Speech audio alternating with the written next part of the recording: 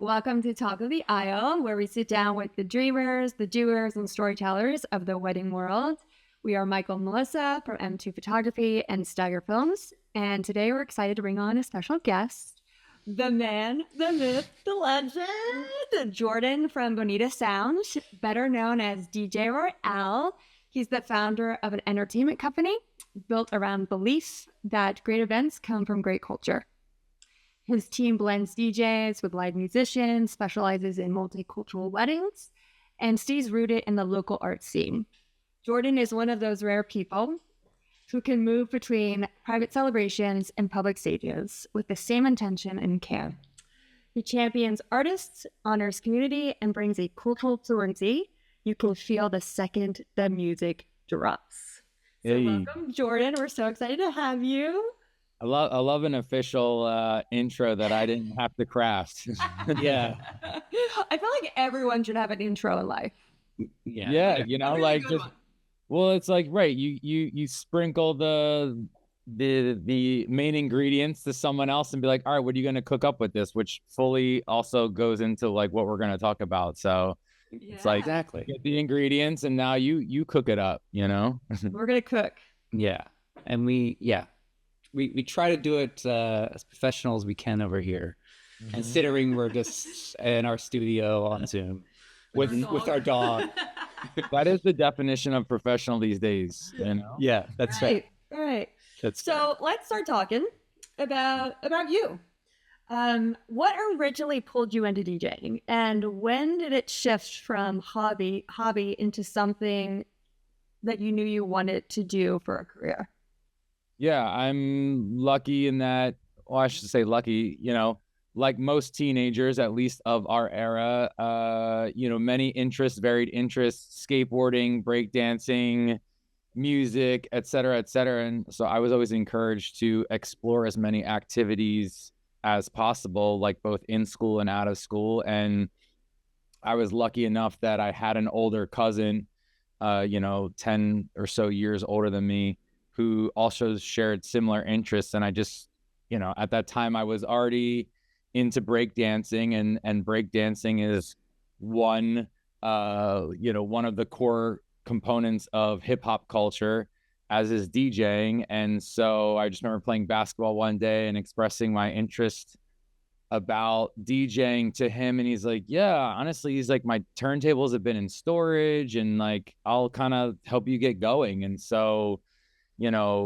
God bless my cousin Matt. I always think about how he really changed the course of my life, and that by me expressing that interest and him being so kind to lend me his turntables, which I still own to this day, and giving me a few records and a few just kind of starter gear, and I only had to buy some other stuff, and that stuff is very expensive back then and now. So anyway, he lent me that equipment, and I just kind of started playing around in the bedroom. This is the year 2000. I'm age 14 for context. And this is like, even though the internet was here, was obviously not in the form we know it. So no YouTube videos, no social media, there was no like me figuring things out from online. It's literally just me figuring things out by ear on my own experimentation and, his little bit of knowledge. He wasn't like an expert or anything.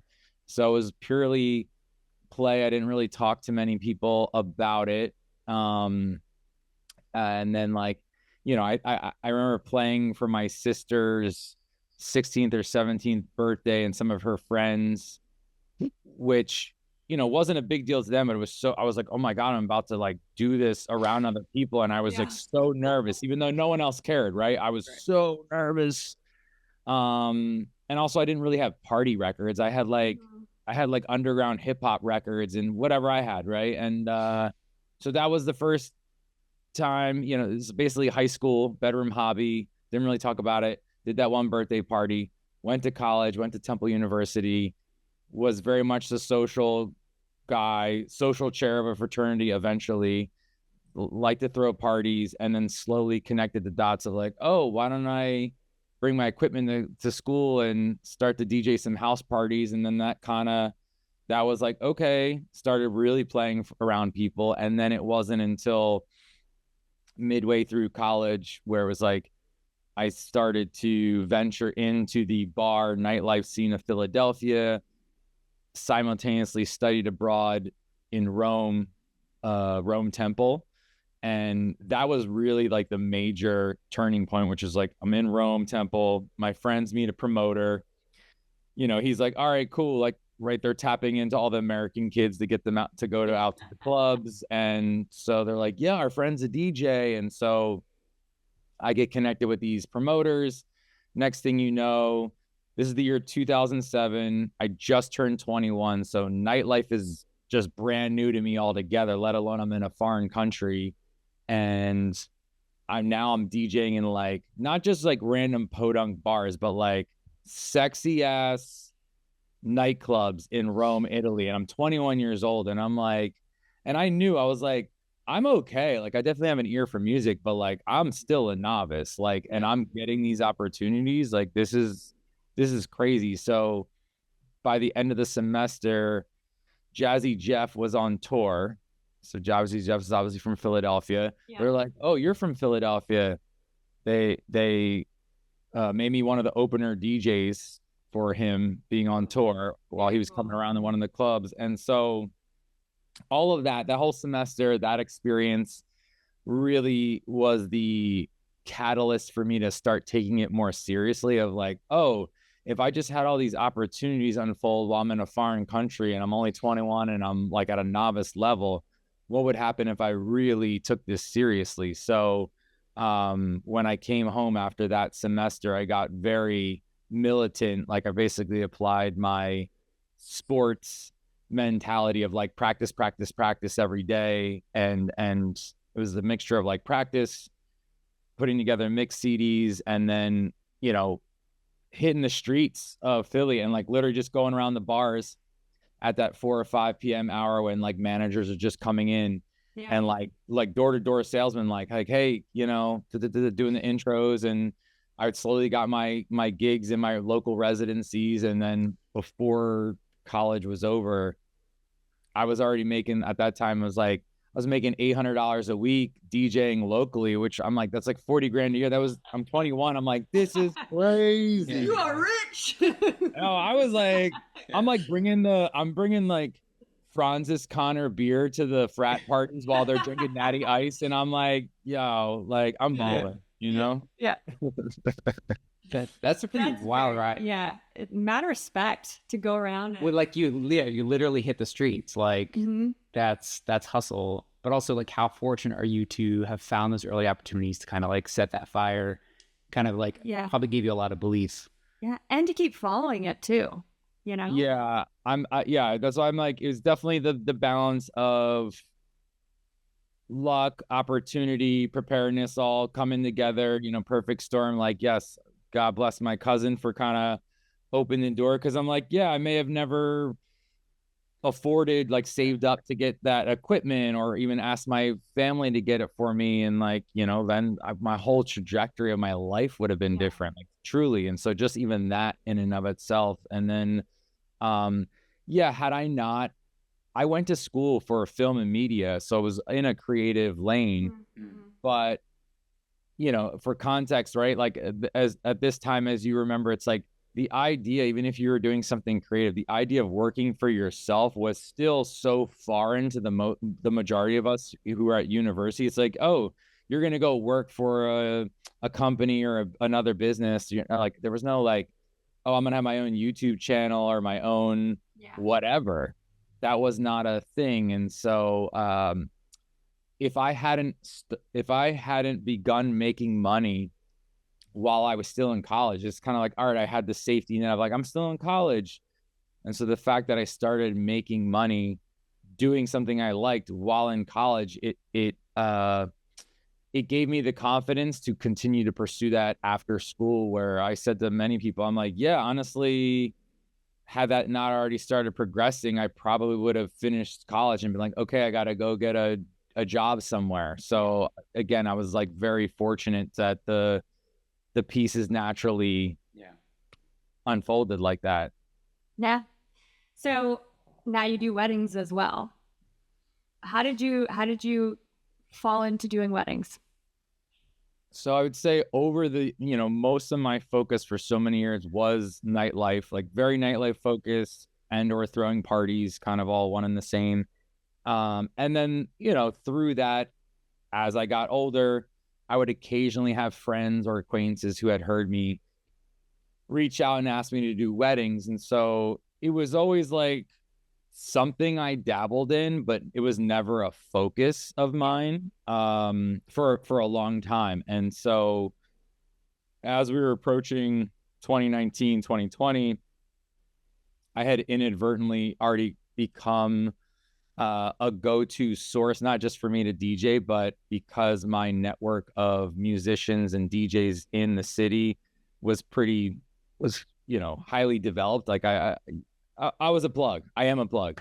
Yeah. In addition to doing the DJ stuff. So people were already coming to me. So I was sort of already organically functioning as an agency. And so I was already at that time recognizing the need and the demand, at least from my perspective, of like, there's more people wanting more of our flavor. Our flavor and spice in the private event world, in the wedding world, in the corporate world. And so I was already starting to position myself to wedding clients. But again, I was so busy still doing nightlife stuff, I wasn't giving it 100%. And then, of course, 2020 happened, full reset. Everything stopped. So it gave me at that time, that was the full reflection time of like, okay, let me fully take this energy that was going into like throwing unpermitted parties on the river into like doing epic wedding parties now, like let's make this legal and let's actually provide it to people who really value it and are willing to invest in it. So it was really, the pandemic period. And as I'm sure you guys have seen and experienced as people who've been in the business longer, right? There's a whole new wave of different vendors that have jumped into the market over the last 5 years. So bringing kids, you kids, I'm one of them, but I'm not a kid. I'm a kid at heart, but I'm definitely like, I'm seasoned, but I'm newer. Yeah. In weddings in particular, but like, that's what I think also gives you an advantage, is that you have, I think, a different background than most people who do what you do. Mm-hmm. Like your story, which I didn't know as much of it because you just shared it all with us. Like it kind of makes sense, like, because you just have a vibe in general. Mm-hmm. I don't know how else to say it, and I think it's like it's like it's all like clicking now.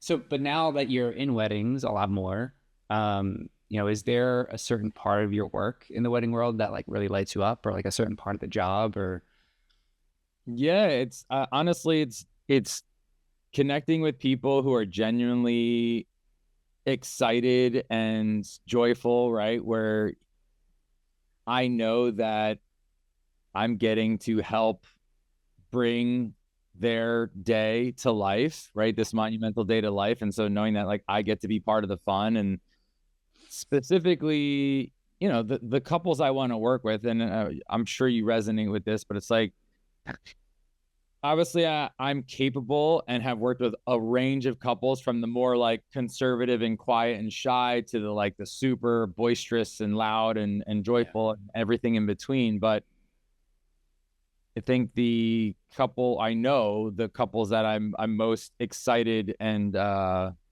energized by are the ones who are also emitting that energy of just like, this is so important to me. I love music. Like, music's important, right? So if that's important to them, it lets me know that they value what I'm bringing to the table, and the fact that they're choosing to work with me even.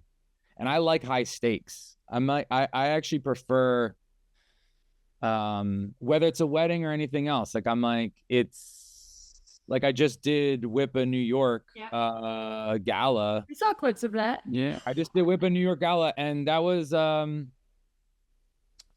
I won't get, I mean, I could, but we don't need to go down the rabbit hole. But like, it was sort of a couple weeks out, sort of like, hey, yo, you want to come do this type of thing? And I was like, hell yeah. Like, and I was appreciative of Jonathan from Great Family Artists, who reached out to me and tapped me in. He's like, yo, do you want to do this? I think you'd be a great fit, blah, blah, blah, blah.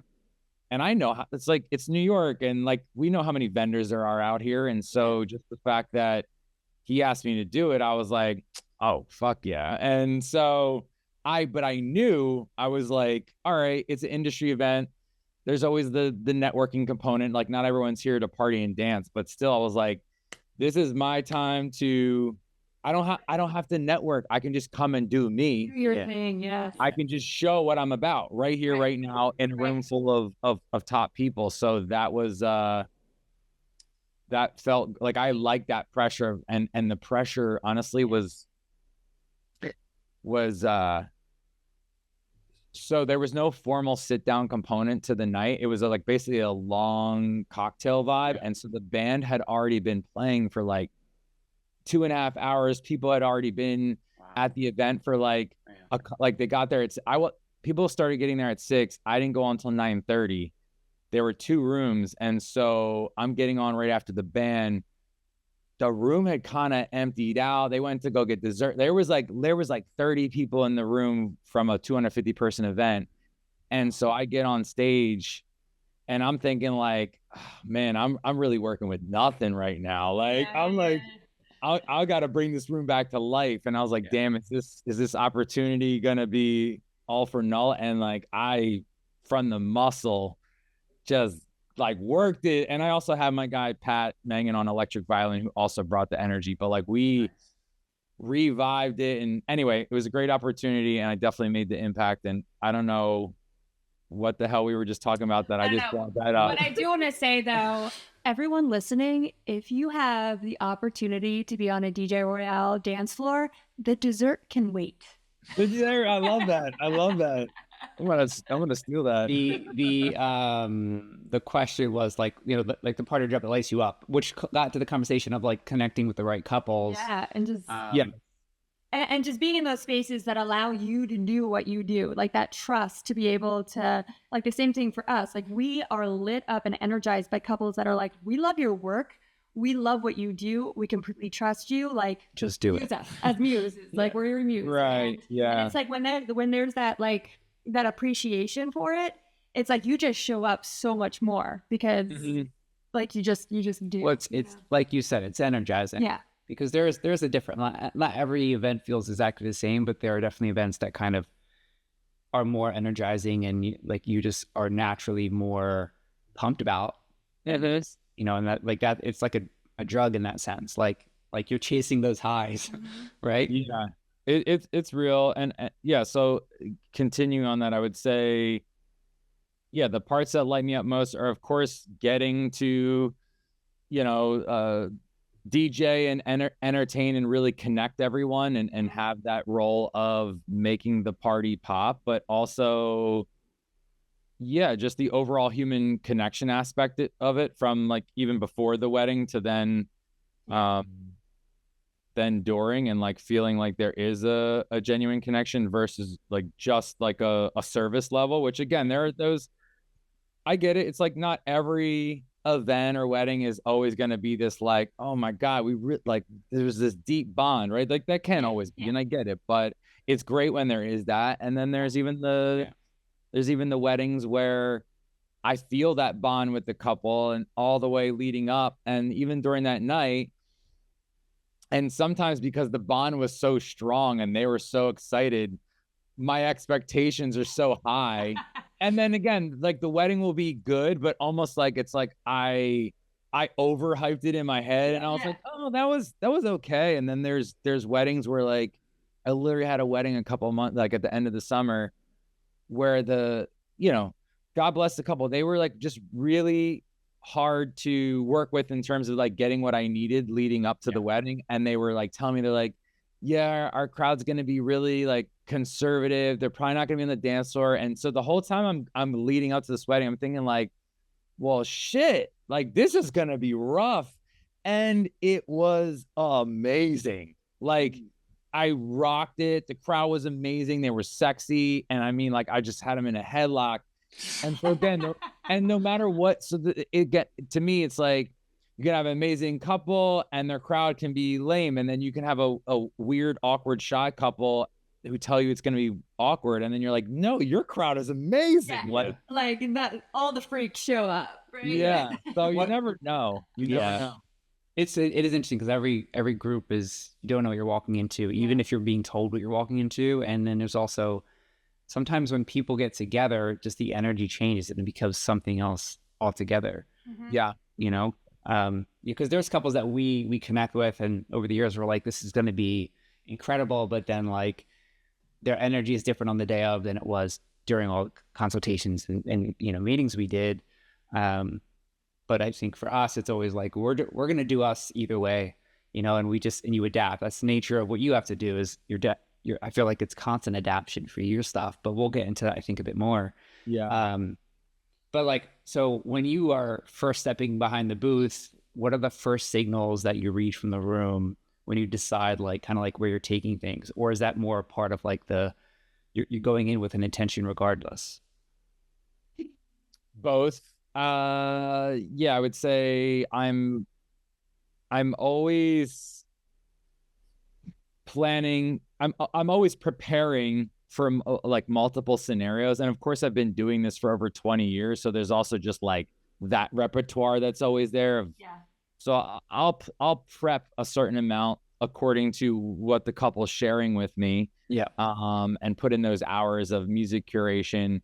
But then I also know, and again, this happens plenty of times where it's like, that's 70% of that's going out the window as soon as I walk in the room, and I'm like, oh, okay, this is what we're dealing with. You told me X, Y, and Z, but this is really what's happening. But that's also why, you know, I strongly believe in anyone who knows, whether they're a client or another vendor. It's like, that's also why you need to invest in an experienced professional. And not someone who's just going to play exactly what you told them, or not someone who just only knows like the straight top 40 hits or whatever. It's like, you need to pivot like crazy. And then having those many decades of experience allows you to do that right on the fly based on like, okay, who's here, what's happening, all of that. So yeah, I would say it's 50% prep, and then a lot of that will get thrown out as soon as like things are starting, and the rest is very much like adapting on the fly. Go ahead. There you go. I was gonna say, I think we can relate to that, but I think a lot of vendors in our industry relate to that, except probably the wedding planner. They're usually like, no, we're gonna get on track. But they're not throwing out the whole thing. Yeah, you know what? Let's just, you know, swap cocktail hour around. I just think there is something like important that you're talking about, which is the experience and being able to pivot, because it's a wedding, and as amazingly planned so many of the weddings are that we go to, things don't always go to plan from that end, let alone being able to have the understanding of like, okay, these people coming together are going to act like this, because I think you have no control over what all of that energy together is going to like get them moving, right? And like you're a big part of your job is like reading people, and like and reading energy, I think, is the best way to put it, because you know how to move forward. It's just like when we walk into a room for like getting ready, or we're doing portraits with a couple, it's a constant feedback loop. So it's like we can have wanted to do certain things, but it's 100%. Like, this isn't that group, you know? Yeah, we're like, nope, we're not doing that. Or, you know, or like, you know what, I can turn it up. I can, you know, because I'm more of the jokester, you know, on a wedding day, I like to have fun and make jokes and whatever. But like, there's definitely a line I could cross, and I always find out where that line is, you know? And some couples are like, maybe more so a groom would be like, do your best. Like I can listen and hear and deal with it all. But I think that's a testament to like why you've had success too, is that you're good at reading the room and adjusting on the fly. Yeah.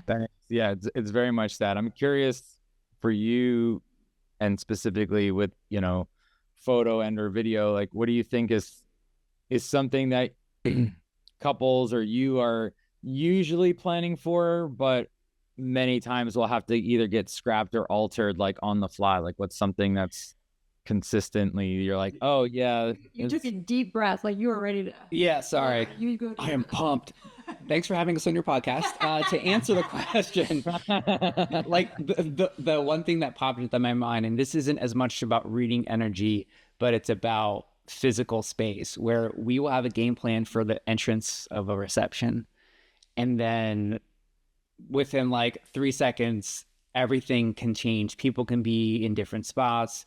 The DJ or band might, make an announcement for everyone to go come around the dance floor, which we had everything set up to have more space to work with. Or if like I'm shooting video and I'm with another photo team, like we might be on the same page, but then when that door opens, sometimes they'll like stress can set in from our, photo and video, and we just like move and do what we have to do without being self-aware of the other people involved. Right. So like we'll have, photo teams come and just like block our main shot completely, and we have to like quickly pivot. But we're good at, because a lot of times we're literally side by side. So like it's easier when we're together, which is why people should book us both. But otherwise it's like, the bride and groom portraits, I think, is another big. Yeah, that was gonna be my answer. Yeah. I have an idea of like every couple that we work with, like their energy going into it, and I have a pretty good idea of like what they show us before the wedding is pretty accurate to just who they are as people, right? And so like I always try to, and all of our couples know that we try to just photograph a little bit more of like their connection, like their deeper roots together. But sometimes on wedding days, like even as much as we can prep them and prepare them to just let it go on the wedding day, be present, love each other, like just permission to feel, because of the chaos of the day. Yeah. Sometimes it's like they're not able to get there. And so I kind of have to like shift things so that I can still create that comfortable space for them to be their authentic selves, but like I can't quite get to like that deepness like that I want. Like yeah. So it's we could talk about this forever. we got to move on, dude. That makes sense. It's like, I feel like all the vendors, right, could be trying to help support the couple leading up of like, just like you said, let go, make sure you enjoy all those things. And it's like, there's too much energy of family and friends and relationships and timeline. So many different dynamics. Too many variables. Yep. Yeah. If you took the people out, it'd be a lot simpler. You just remove the people. The couples, if you're, you want a controlled, sterile, isolated environment, we got you. Yeah. So you want to meet us at the courthouse. Yeah. So kind of piggybacking off of like what you were just talking about, we've worked with a lot of DJs over our career. And can you tell us like, what is something that couples don't realize is really important skill set when it comes to wedding, like being a DJ for a wedding? Like, it's not like you mentioned before, like, it's not just like going up there, like playing, like there's other things to consider. There's other, which we maybe hit on a little bit already, but if you had more of a succinct answer. Yeah. I mean, it would definitely be kind of me reiterating the importance of not just having somebody who is going to play exactly what they're like, here's all my favorite music, and like not somebody who's just like, okay, just take that and like that's it. And or similarly, like somebody who's not just going to be like, here's the safest 100 songs that are played at every wedding, right? That ability to, I would say, having a broad knowledge of a lot of genres and decades, and then at the same time knowing like how to go deep in each one of those if the crowd in the moment calls for it. And so the way I think about it often in many contexts, but certainly weddings, is okay, let me be prepared with an assortment of flavors, if you will, the genres and the decades and the styles. Because I don't know which of these is going to work more. They say that they're into all this music. Great. They say that their crowd's pretty open to all these different things. Great. Am I just going to kind of be skimming through like, okay, I got a couple disco funk, I got a couple R&B, some current pop, some EDM, and I'm just kind of moving through them all and getting more current as we get later, knowing that it's going to be a younger crowd as it gets later? Or is it going to be like, oh, we got here and like they they're really riding deep on the 80s right now, and like, let me keep going until and then like, okay, and knowing how long and far to run a certain course, right? And like not breezing over too quickly. So like, let's say, think of it as like, I don't know, fishing, you cast something out, you're like, oh, I got something that's working. The 90s hip hop is, oh, that 90s hip hop anthem is working right now. Like, now do I kind of stay in this pocket of 90s hip hop and R&B and see how far I can run that until I'm like, okay, they're kind of tired of that vibe. Now I switch it up. Or do I kind of just keep it salt, pepper, just really mixed and mashed up? So I would say a DJ that can switch up their own style and have multiple styles, because again, it's like you can know a good amount of music, but how to prepare it and apply it for each crowd is going to be different. Some crowds are going to want more shorter mixing, right? Like just like banging through the hooks. And that I would say would apply to maybe crowds that are more like that applies more to like hip hop style of mixing, right? Where you're just kind of banging through, specifically peak hour. Whereas if you're more of a disco housey dance person, you're going to want to let things breathe a little bit more. Or if you're a sing-along person, you're going to want to actually let things breathe to at least sing 2 choruses, right? So knowing the cultural background of the crowd and that psychology, and some crowds want it very fast-paced, some crowds want things to breathe. So there's a lot of nuance. Yeah. Even if like that, even if it's like this couple and that couple, they like the same types of music, they're gonna want to hear it differently. Right. And also the crowd is going to be different, right? The guest list is going to be different. There's been so many times where we're like, oh, this is so great, and then like the DJ takes a sharp left turn, and I'm like, why? And then everyone's disappointed. Yeah, and then and you hear it too. It's like, I'm sure you've learned that over the years when that happens, of like, well, what went wrong? How do I fix it? Yeah, absolutely. And of course I've had, of course I've had moments over the years where I'm just like, oh, fuck, what happened here? Like, what did I had them and now I don't. And like, thankfully I don't have any fresh memories of that. Thankfully I don't. Like, I'm proud that I've really had a strong run. I've been doing this long, but again, it's like there's also the acceptance of, and I'm sure you've experienced this, the acceptance of you can be a master of your craft, but you are dealing with the dynamic of 100, 200, 300 people. So it's not all on, like, even though I'm there to get it going and sustain it, again, it's a two-way street. Did you come to have fun? Because if you didn't have come to have fun, like, that's not on me. Right. Did you come to like let loose? And the other side of it too, to keep the sports references going, is like, you can't bat 1,000, right? Like, no matter, you could be on your A game, but because there's these other variables, you never know. But so like on the kind of maybe a bit of the flip side, are there any misconceptions that you think your couples or people in this industry have about DJs that you would like to retire forever? Wait, what about the retire forever? Like, you want them to retire the misconceptions? Yeah.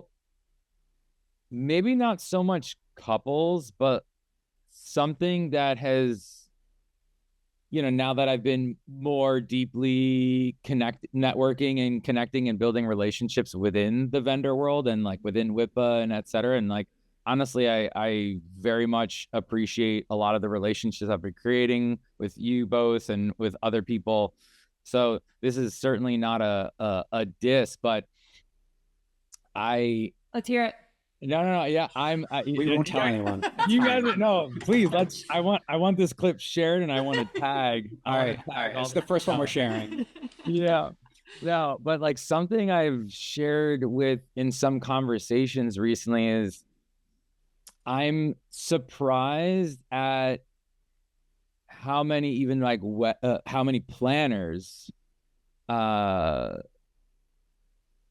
really maybe like fully understand or even like value what we're bringing to the table. And again, not that they're like disrespectful or it's nothing like that. It's almost like and again, I won't like specify any events or people, but like even just like, you know, recently it was like, you know, I'm getting the email for a big event in New York, and it's like everyone's got their load-in times, and I'm like, there was no load-in time for me. It's like, or just like the DJ can be an afterthought, where it's like there's like this high level of design, like the room layout, the lighting. I'm like, and all that. I love all that. Like, I love aesthetic, design, everything. It's all brings it to life. But like those events or weddings, and sometimes it's on the venue. Like the venue be like, oh no, we put the DJ over here, like off to the side. Yeah. And like the speakers are like blasting over a table in the corner. I'm like, what the hell are y'all thinking? Like, it's so like, yeah, my ego feels, you know, disrespected. So on that level, it's that. But then just on a pragmatic, like, how you're not allowing me to fully serve the function of what the event calls for. So I'm like, just from a design intentional, like, I'm like, what? Which I would assume even putting in a little bit of effort would go a long way for you, and then the experience you're providing. Right. Like, and I guess the one olive branch I'll extend is that, yeah, on a broad spectrum, I would say, yeah, there's probably plenty of DJs or companies that it's just like, yeah, maybe they shouldn't be front and center, or maybe they should be kind of, you know, no harsh shade, but I understand why it's maybe this sort of afterthought. But at least in the world that I come from, when I started DJing, the culture at large, like even like, let's say like nightlife and all that, the culture was like, yeah, the DJ's in the corner in a booth somewhere, like the DJ's not front and center, right? Like that is the origins of DJ dance music culture, even back to like Studio 54. It was more like, it's dance floor, the DJ's off to the side. That's great. But when I think about like just like having the connection with the people, and also the current culture that we've been in for the last 15 years, which if you think about EDM, dance culture, festival culture, it's like, okay, well, that's shifted. The DJ is now more of a prominent part of creating the energy. So at least when I'm being hired, I want that high stakes responsibility. And it's like, no, I don't need to have all the attention, like look at me all night, but I do want to feel connected and like valued and important of like, yo, if you want me to make impact, like, like basically pass me the rock. Like, I'm here to play. Like, let's go. Right. Well, I mean, it is a performance too. And I think how people are experiencing you playing matters, and you being close matters. Even the way you show up with your gear and how that looks, the aesthetics matter. We've seen, I'm sure as of you, the entire spectrum of quality on all these fronts and how different it comes across, you know, and like, you are likable and you're warm and you're like interested in people, and I think people gravitate towards you, and that just adds to the entire experience you're providing on top of what you're already doing. You know, we believe everything that you do matters.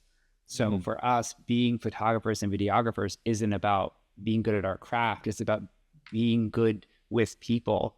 We're making it easier for them to be adding to the experience. And so like another way to think of it, and this is what we like to say, is like, we want your images in your video to be better because we were part of the creation of it. Like, we want to feel better about how you're perceiving your photographs because of your experience you had with us personally.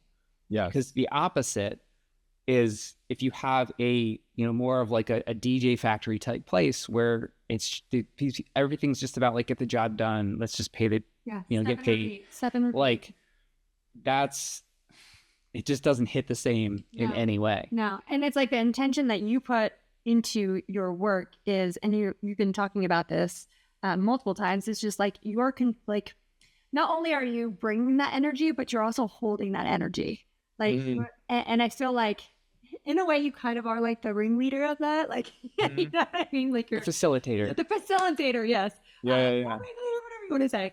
But it's so important that you are part of that experience, right? Because you are also allowing the couples or the guests to really experience you as well. Yeah. And I Energy. even with the trend towards cutting down on formalities or ritual in weddings, which I'm sure you're aware of. There's a crazy cat outside all of a sudden. Sorry, it's like almost like a cartoon sound. Squirrel. Yeah. Even with the trend towards couples leaning away from a lot of formalities and rituals, some of which, I understand, like certain taboo things, like people not wanting to do anymore, like that totally makes sense to me. But I'm usually the proponent in calls where if I'm talking to couples who are like, yeah, we don't want to do any of that. We want to just get right to the party, this and that. And I'm usually the one voicing, I hear you. At the same time, you just gathered, 150 people for this one-time moment for you both. I think it's important that there's at least one or two moments that there's like this collective, like, oh yes, this is why we're here. Yeah. And I remind them, like, it doesn't need to be, it doesn't need to feel like a circus announcement, or it doesn't need to be like over the top, but I still think it's important to have at least one or two intentional, like, this is why we're here. And like, I'll even hear other DJs and entertainers on kind of like podcast type industry things like this, they're saying, they're like, yeah, couples don't want to do any of that. They just want to like front load it and just get through it all. And they're very supportive of that. And I get, at the end of the day, we're there to serve and kind of serve their vision. But I give like a little healthy pushback. I'm finding that, like, okay, how many moments of ceremony or ritual do we have in life? And so again, how do we look? I'm here to rock the dance floor, so I'm not saying I'm excited that I want to get everyone on the dance floor, but I'm also like, how do we create the evolution and the build up to that, and have a couple, like, I love it when there's actually like a great tearjerker speech where you're like, damn, like that hit. Yeah, and then after that we can let loose, right? Yeah, it's foreplay. You need foreplay. There we go. Yes, gotta have the foreplay. You gotta warm them up. You gotta warm them. One of the things that I really love that couples do, and I'm seeing more couples do it now. I wish every couple would do it.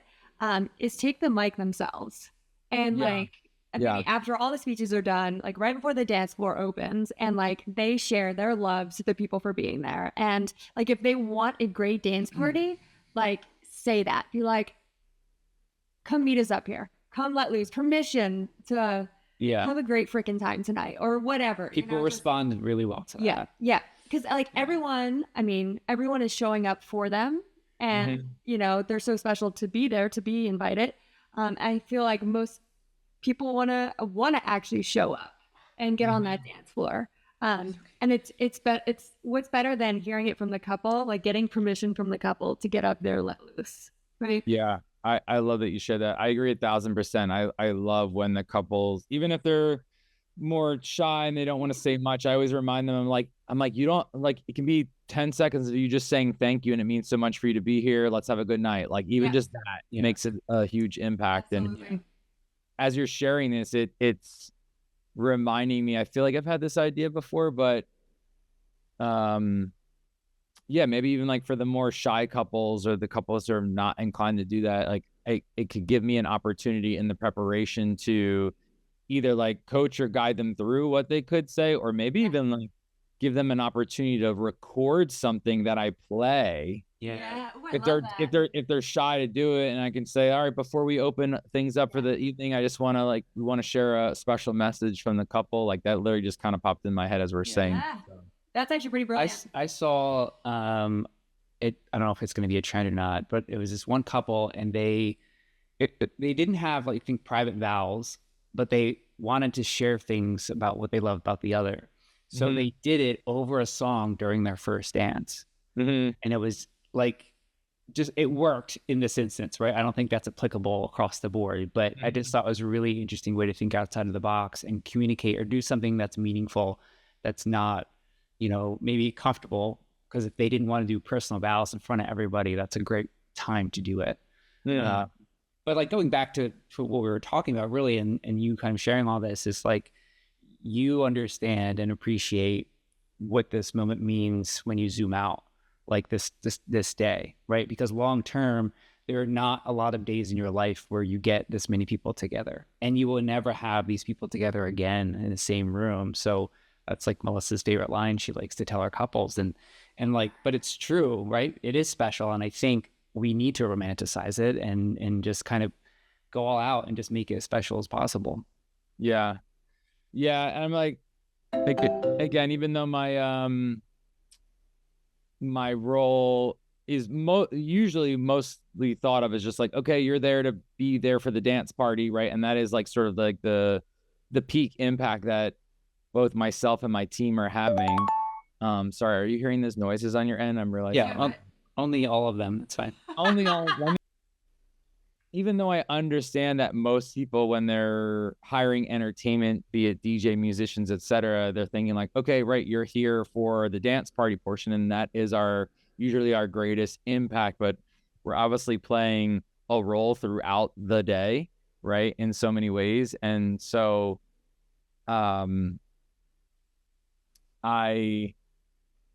I certainly value and want to emphasize those other important moments. So again, it is this evolution, and the room is warm with connection and intentionality, and as you mentioned, like some foreplay before we get to the full on dancing. It only makes it that much easier for people to open up once all these other things have sort of taken place. Yeah, I love that. So when a couple gives you a playlist, what's the most helpful way for them to communicate their taste without boxing you in? Like, how can you still be free to do what it is you do? Yeah, I'm usually just inviting them to give me as much as they would like, as long as like it's not like 1,000 must plays, right? That's not going to be achieved. But I always say, give me as much as you want, without it feeling like cumbersome homework. I'm like, there's always that minimum amount I'm expecting of like, all right, I need at least 20 songs that represent the range of the early night that you like, 20 songs that represent the range of the later part that you like. But usually the only part I'm, we're asking not to be boxed in on is like strict timing to anything, right? Because again, you can't predict what the night is going to call for and what the crowd's going to call for. So as long as you're like, hey, here's the range of what we like and here's what we don't like, that sort of paints the picture of where we can play. And other than that, it's just like, don't, I'll ask questions like, what songs do you think will get your friends on the dance floor? What songs do you think will get your family on the dance floor? What couple songs do you think will be a great closer to the end of the night? What's playing at the peak? So it kind of gives these anchor points of like, oh, okay, here's potentials to start with. Here's potentials to like strive towards, and here's potentials to sort of land the plane with. Yeah. But other than that, it's like, one sort of a loose framework with a few North Stars. Yeah. And otherwise it's like, again, we're gonna have to go with the flow. Like, give me your first dance. All those are like very hard fixed. But other than that, it's like, okay, we're gonna need room to play, because you could think X, Y, and Z is gonna start the party, and I could tell you that is not gonna start the party. Yeah. It's almost like you're asking them for like the paint, and then you get to make the art from there. Like you're doing the thing. Yeah. Give me your favorite colors, but like I'm gonna brush it where I think I'm gonna weave it the way I would. Let Picasso work here. Yeah.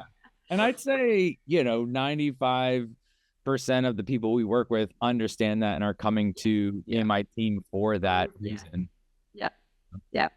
So let's talk about multi-genre weddings, mixed culture weddings. How do you, what should they be asking in the conversation when you're working these types of weddings where, taste may be a little bit different. Yeah, I would say they should definitely be asking, hey, what's your experience with this culture? Yeah. Asking like what music you do and don't know. Like literally, like my whole thing is like if you can't reference some artists or songs, whether it's multicultural or not, like to me that's showing your experience and your skill set of just like making references, you know, versus just generalities. Like to just say hip hop or pop or Indian or Afrobeat is like, okay, what does that mean? Right. You know, and so I'm big and my team is big on like, okay, actually reference artists, because when you say this, you could really mean this and not that. So we have to get clear. But I'd say asking for their music specifics, experience with these specific cultures, because they all lean slightly different. Yeah. Asking what the DJ actually maybe listens to in their free time beyond serving the needs of a client or a couple. I would say asking what their approach is to making it flow, like what's their philosophy or technique in mixing all these styles, because we definitely get lots of couples who are like, we like lots of music and we know none of this is going to make sense, and I'm usually saying to them, I'm like, no, this is great, like you just gave us all these flavors, and I'm like, yeah, it's our job to make it make sense. So I know from a non-technical perspective you're like, no, there's no way this could work, but I'm like, no, this can work. So yeah, I would just say like asking the DJ or the entertainment, like, what is your approach to making this flow and not feel clunky? Yeah. And then, I'd also say, and again, this is both like multicultural focus as well as just like general. It's kind of like, I think if you're approaching entertainers or DJs with your taste and vision, if they're not asking questions that challenge you or potentially give you some sort of pushback, like healthy pushback, because what I like to say is I like to set healthy expectations, in that like, okay, give me your grand vision on like on what the vibe is you're going for. Like, tell me the vibe, paint me the picture. Who are the characters coming? Like my favorite question to ask at the beginning of calls, you're both the movie directors, paint me the picture of this film, who are the characters, give me the scene, etc. And so if that scene is now not adding up to like the musical vision that you gave me, I'll start to give healthy pushback, or just kind of like being like, oh, you just said you want all this, like you want it to feel super modern, nothing old, but you just told me like it's going to be 70% family. You're kind of setting me up for a very challenging situation, or maybe to have your expectations set down. I'm like, what music are you into that also your family might be into, right? Because it's like, at the end of the day, it's a wedding, so we want to at least engage some of them throughout the night. So I think if DJs are not thinking like that and actually presenting those questions, and they're basically just being yes people, like, yeah, I'll do that, we got it, we'll do everything you want, right? You're not like providing your experience to them to be like, actually, you haven't thought about the full picture of what this entails, and like, I'm just telling you from my experience, you may want to consider you want to consider that. I thought 6'7" when you did this. Sorry. Yeah, 6'7". I totally lost my train of thought. I think I was going in the direction of like, people who are just saying yes and whatever, like you're doing them a disservice, because these are couples that more likely than not, it's their first time planning a wedding and doing anything like this. So like, it's our responsibility as vendors to educate through that by asking questions or challenging them when it makes sense, because like, we know, right? And we're not saying this just because it's like, no, this is like how I do it. It's more like, based on our experience, if you do this, then you risk this, that, and the other. Right. So that's really like something that, with having so much experience, like to be able to just educate them, which I think is like, that's a gift that we can give to our couples because we have that knowledge and that wisdom. Yeah. Considering how young we all are. It's crazy. Yeah. Well, it's the value that they're paying for, you know, it's part of it. It's and right. Nothing is going to be exactly to the whole script. And so that's, I feel, again, it's why you're investing in real humans that are adaptable and understand human psychology and sociology and culture to flow and flex with what the moment calls for. Like that's a big, I feel like that's 50% of what they're investing for, to somebody to be behind the camera, to be behind the decks, to be manning a part of the show, you know? Yeah. Love it. So I'd love to go a little bit more personal. What is something that not many people know about you and are surprised to learn about? I think when I saw your questionnaire, I wrote some things I could share those. I'm like curious if anything else comes to mind. So depending on who I'm talking to, this can or cannot be a surprise. Like so I'm mixed race. My father's black, my mother's white. Yeah. So depending on the room that I'm in and the people that I'm surrounded by, like certain people were like, oh yeah, I could totally sense that. Like other mixed people can find other mixed people, right? Like we have that radar. And then other people are like, what? I would say like the cool factor of being mixed in my experience, specifically like as an adult and being in like the music event space, always being in different rooms of people, is I often will be adopted by many cultures. Like Jewish people will be like, oh, you're Jewish. Like they just like look at me, they're like, you're Jewish. Like Puerto Rican people will be like, oh, you're Puerto Rican. Italian people, Middle East, like I see that. Every time you said one thing, I'm like, yes, I see it. Yeah, I'm saying things that people, I'm not like making this up. I'm saying things that people have adopted me for. Again, it will also depend on like how wild and like curly my hair is that day. Like if it's all flat and matted down, then like maybe I'm not going to get as many of the mixed connections as people would get. Or like, again, facial hair. Do I have a tan that day? All these things. How am I dressed? Yeah. You know, am I looking more white? Am I looking more black? Am I looking more Puerto Rican? Like, so, but it's keeping people on their toes. I like it. I would say it was in my mid-20s. Like once I was out of college for a little while and really like no longer going out with groups, and I was just like my own person, just always going to events as a solo man. And also in very different rooms, like all black rooms, all white rooms, all this, all that, all that. And then I was like, wow, I realized it was like a superpower for me to be able to navigate all those different rooms and cultures and kind of, for the most part, be welcomed in many different rooms. And so specifically with me being a music guy, that's very helpful, right? I'm able to be fluid and flexible in that dynamic. So that's something I would say that, you know, a lot of people may not know right offhand or perceive or not believe. I didn't know that. Yeah. I'm not actually surprised though. Like I see it. Right. Yeah, it's just like, if it's saying like, oh, okay. Yeah, that makes so much more sense. Thanks for coloring the lines for us. Yeah. I forget what else that's it. Yeah, maybe, you know, I don't want to like, I'm happy when this is surface level, but I'm happy when I'm like, yeah, I'm about to turn 40 and people were like, no, like even younger people were like, no, you got to be like 33. I'm like, thank you. It's the vibe. It's the energy. I mean, you don't actually look like right. It helps to look good. Yeah. I'm holding on.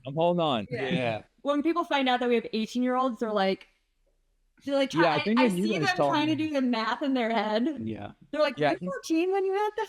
Yeah, when you told me that too, I was like, wow, that's crazy. Yeah. Okay. Yeah, it's wild. So, is there anything else that you want to promote while you're here? any like special personal things that you're doing? Any dances outside of weddings that you're going to be hosting? Asking for myself.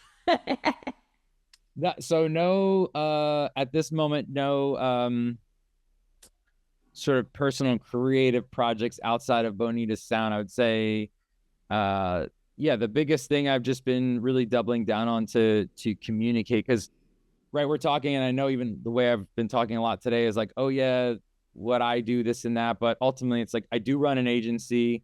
I do have a lot of other talented DJs and musicians that I regularly book and work with, and so my goal and vision is to continue to like uplift them and push them to the forefront. Like, of course, I've been the face of Bonita Sound to get it going and be the one out here, but really, it's important to me, like the upcoming WIPA holiday gathering. I reached out and I said, hey, can we sponsor music? I want to bring in some of my other DJs. Like, I want you to start to know Bonita Sound beyond Jordan, beyond we do right now. So yeah, just that I have a really solid team of talented DJs and musicians. And yeah, like I would say that just, Bonita Sound is primarily focused on the DJ live musician hybrids and a lot of multicultural weddings and events. So like everything from Hispanic and Jewish combos to like African and Egyptian to just Irish and Venezuela, like so many combos that we've had over the years, where it's like, it honestly makes it more fun and interesting for us when we're like, oh, okay, this is a nice little twist we haven't had yet. Let's rock this party. And so I'd say that's our special sauce that I want to continue to remind people like what we're about and what we do is just kind of the fusion stuff and the multicultural stuff.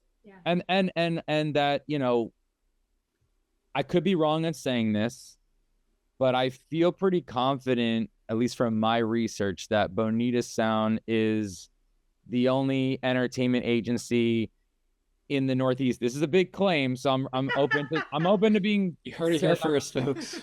Yeah, I'm here to be wrong. Yeah. And I want to know who the other competition is, but I'm pretty sure we're one of the only agencies that really equally splits our energy between weddings, private events, and sort of the public sector, like nightlife, and like our talent is equally in both worlds, contributing to both worlds. So, of course, I know there's musicians that are playing at the local jazz club that work for that company or that company, but I'd say in terms of like our agency really being a bridge of local culture and the private event sector.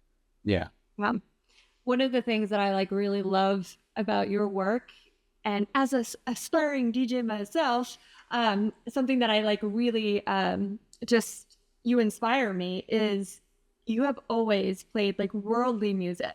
And I love that, because I feel like, I mean, I know that this is true, but music is medicine. Yeah. And there's just so many cultures that have, every culture has such beautiful music that can get people moving. And I appreciate that you dab into that. Every time that I've seen you, you dabbed into that. And and you expand people's minds of like, just like their reach of music. Yeah, no, I appreciate you saying that. I agree 100% on the music is medicine, no matter what the culture or style. There's something from each part of the globe and era. And I'd say like, even on occasion when I'm playing the most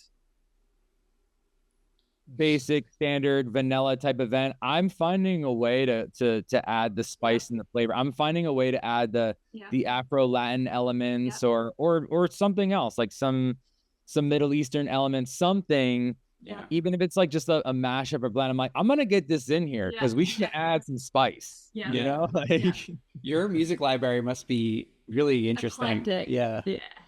The most interesting thing would be to like look at my download history, because you can see like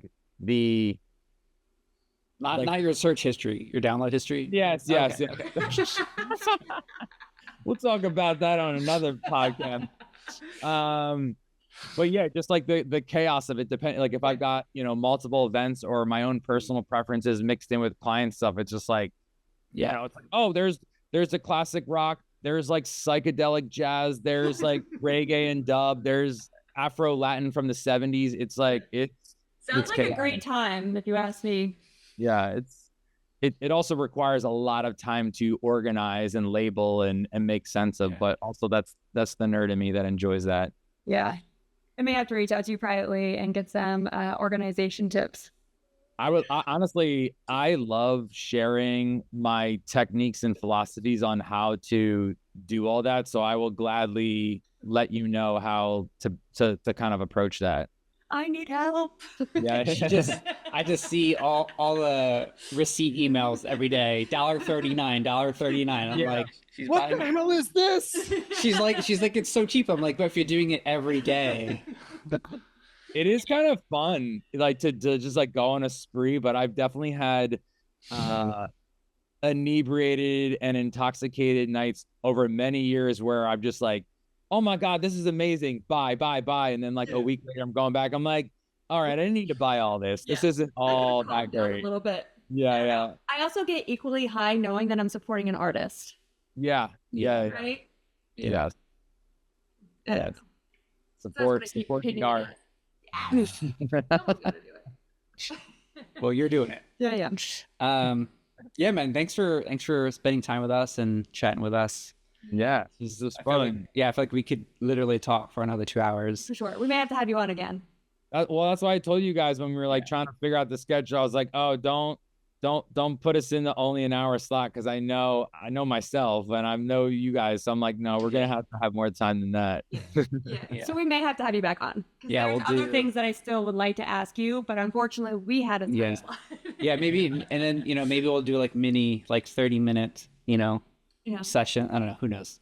But we'll definitely be in touch. People will be hearing from you again. I think you're an amazing human being. I think anyone who hires you is in for a real treat. And I'm so grateful that you decided to follow DJing and following your passion, but also then deciding to do weddings, because now we get to photograph your dance floors. And I will say we have photographed a few dance floors of Jordan's, and they're always lit. Like, they're always just vibrant and alive.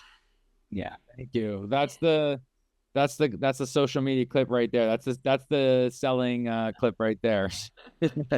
Now. Yeah. Thank you. All right, thanks for having me. Yeah, thanks for being on. Talk to you soon. All right. Bye. All right. Bye.